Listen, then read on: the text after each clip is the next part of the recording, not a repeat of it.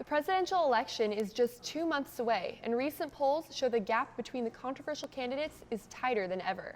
The Arizona Republic, Morrison Institute, and Cronkite News conducted a poll that asked registered voters in Arizona how they feel about the presidential nominees, state politicians, and issues that will appear on the November ballot.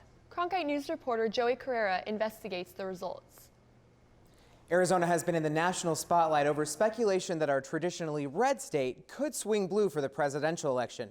That's something that hasn't happened since Bill Clinton was up for re-election 20 years ago. It is a statistical dead heat. 33.5% of likely voters indicated they support Donald Trump, compared to 35.1% who supported Hillary Clinton. This campaign seems to be all driven on the two candidates' personalities and how much the American public do not like either of them. The Arizona Republic, Morrison Institute, and Cronkite News polled roughly 700 likely Arizona voters from August 17th through the 31st. They were weighted throughout the state and by political parties. The poll results were calculated with a margin of error of plus or minus 3.3 percentage points. Arizona Democrats and Republicans acknowledge the high stakes when the numbers come this close. Even though the Republicans in Arizona have a voter registration advantage, we also have a turnout advantage in the general election and in the primary.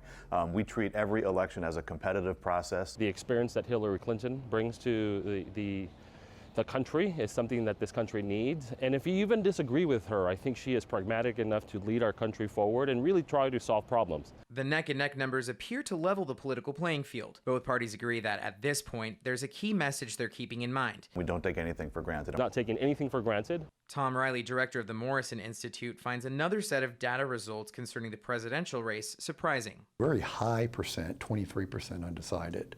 Polling data shows the undecided respondents largely fall into the 18 to 35 age range, which Republican strategist Doug Cole says historically votes liberal if they show up to the polls. It puts Arizona in play. The Clinton campaign is now spending money on television in Arizona.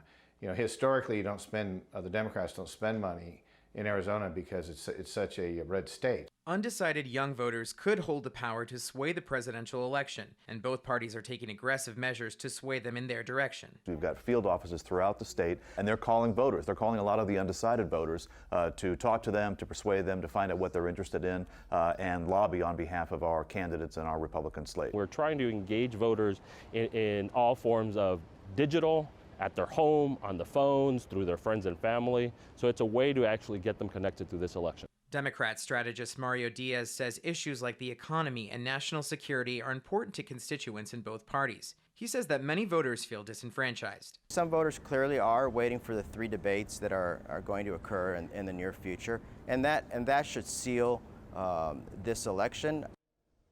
The poll will be conducted again toward the end of October. Visit cronkitenews.azpbs.org for full results. Joey Carrera, Cronkite News.